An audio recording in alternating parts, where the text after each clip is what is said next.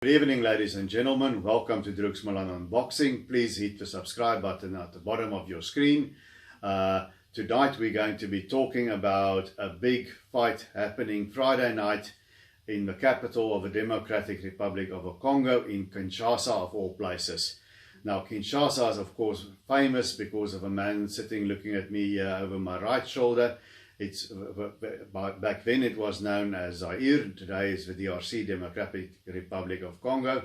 And in Kinshasa, of course, Muhammad Ali, against the odds, regained his heavyweight title against George Foreman.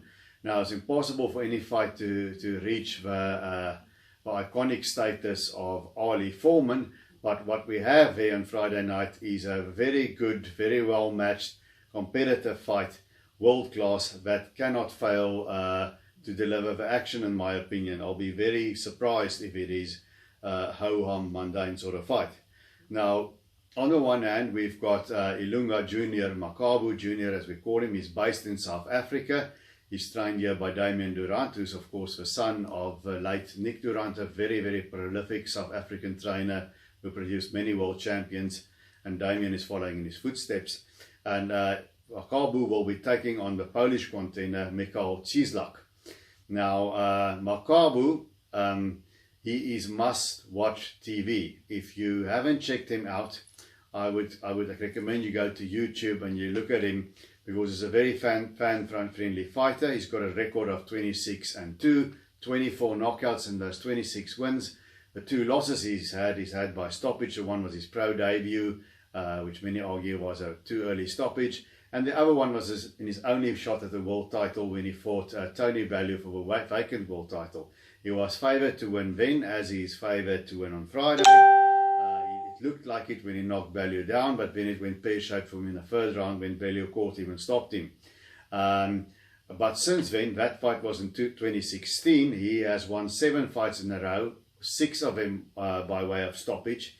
And in 2019, he went to Russia, and in back-to-back fights in their hometown, he took on both Dmitry Kudryashov and Alexei Papin, and he had an absolute firefight with Kudryashov, a real ding-dong affair with both hurt, and he stopped Kudryashov in the 5th round.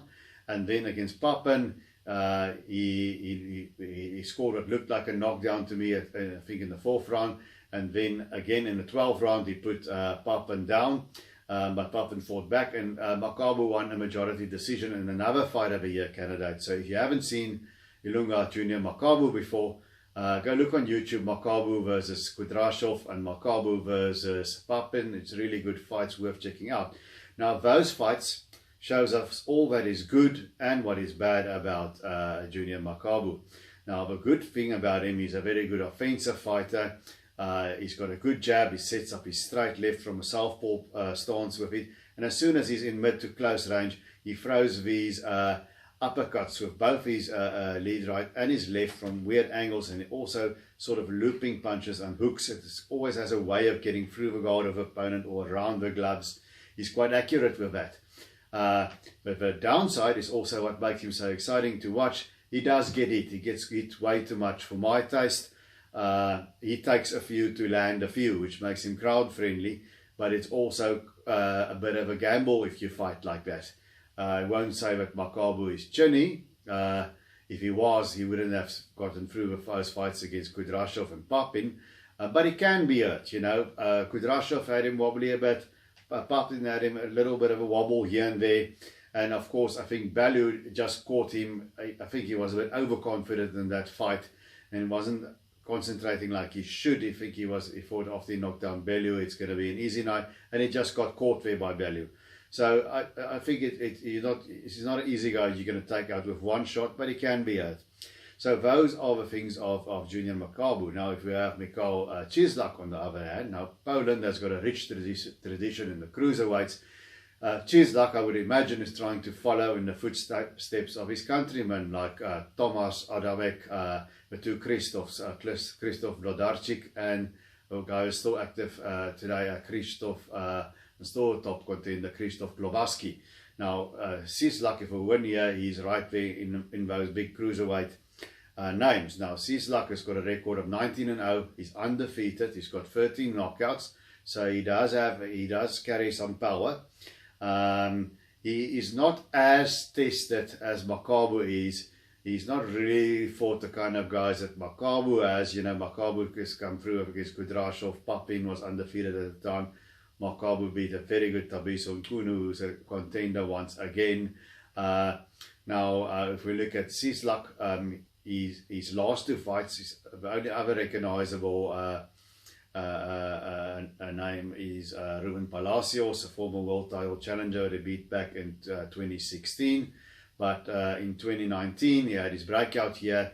He made Yuri Kalenga retire after 7 rounds. We know Kalenga is a very been in South Africa, fought Kevin Lorena. He's a tough, strong guy, strong as a bull. He keeps coming at you. And then he also stopped Olon Rawayu Durudola in 2 rounds. Now, what we saw in those fights, a couple of things about Cieslak.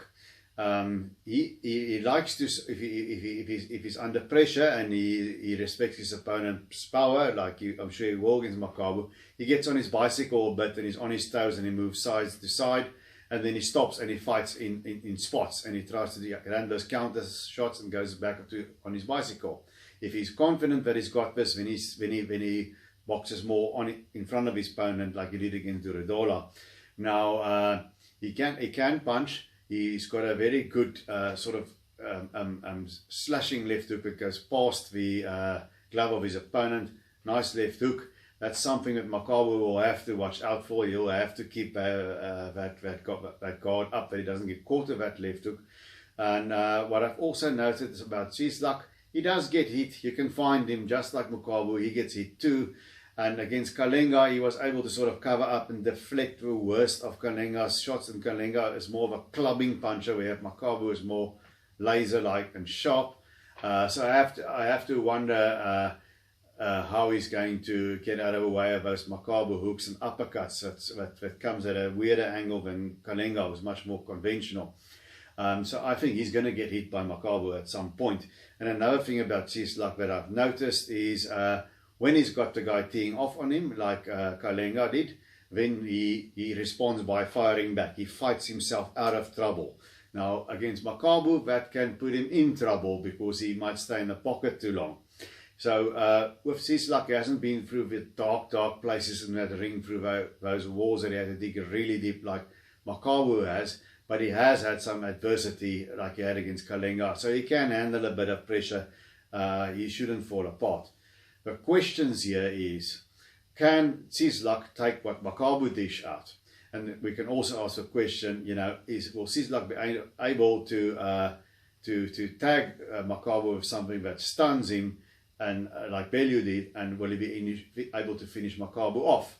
That's also a possibility. I don't think that Cieslak can box and move his way to a decision in Kinshasa. I just don't think he's busy enough to win every round convincingly, and I think Junior Makabu is going to nail him. And in that sort of scenario, Makabu is going to hit for harder, more crowd-pleasing shots. He's going to win on points. So Cieslak will have to work this fight in such a way where he can catch Makabu coming in and figure out when he's really got him hurt and then take him out. I think that would be the Cieslak game plan. They have to be confident to go to the DRC in Makabu's backyard. And Makabu has got to do what he always does, keep the pressure on. I think he can go to the body a bit. Cieslak can get lazy with a jab. He can throw over that. And there's another thing that Cieslak does which makes him kind of awkward. He's an orthodox fighter, but he likes to sort of switch stances. I've seen in his fights, often in the middle of a round, he'll turn southpaw, and he'll fight southpaw for a while, and then he turns back to the orthodox stance. It's not something that I'm a fan of. I think very few fighters can really do it effectively. That's another thing that Junior Makabu must look for. You know, try and time that switch that Cieslak does, and when that happens, attack when he is in that switch, because that's that little point where your nerve endings and everything in your head switches around. You know, so to do that southpaw stance with some fighters. So if Cieslak is completely comfortable doing that, you know, that might be an opening. But it's going to be boiled down to which man can hurt the other one and which one can take what the other one's throwing. And not a lot of people, 24 knockouts and 26 wins, not a lot of people have been able to take what Ilunga Makabu throws. I don't think it's a hunch. I'm sort of looking at Cieslak's facial structures. It resembles heavyweight Arthur Spielka a little bit. I think if Junior Makabu hits him on the button, he's going to go. You know, he's got a sort of a tapering thin jaw. And I found that sometimes these fighters don't take a punch as well. Might be wrong. Others have surprised me in the past. I have a hunch that Cieslak is going to get hit and he's not going to take what Makabu dishes out. Can he quickly nail Makabu and take him out? I don't know that. That's a big X factor, and it would be really heartbreaking for Ilunga Makabu to lose this fight after having gone through so much to get back in this position to fight for a world title. But if I'm pressed to how I think the fight's going to go, I think it's going to produce some very good action. I think Cieslak will start off by moving on his toes. Makabu is good at closing off the ring, and he paces himself well. He's dangerous till the very last round. And I think at one stage, he is going to get to Cieslak, and Cieslak will fight back. And then you'll see some really good exchanges. But I think in one of those exchanges, he is going to nail Cieslak, and that will be the end of it. I think Cieslak will have his moments, but I think at some point in time, Ilunga Makabu will hurt Cieslak and he'll take him out. So I think Junior Makabu is finally going to become world champion, WBC world champion in his second try. I'm thinking somewhere between round 7 and 9, he's going to get to Cieslak and he's going to stop him. That's my prediction, but I think it's going to be a terrific fight. Let's hope we can find a feed somewhere. It's only broadcast in the DRC and Poland. So I'm going to be trying my best. I'll share it on the various boxing groups if I find one. You guys can also hit me up on Twitter. My Twitter handle is @DruksOnBoxing. If you guys find a feed, send it to me. I will do the same. And until we see each other again, enjoy the big revisitation of the Rumble in the Jungle on Friday. And until we meet again, keep those hands up.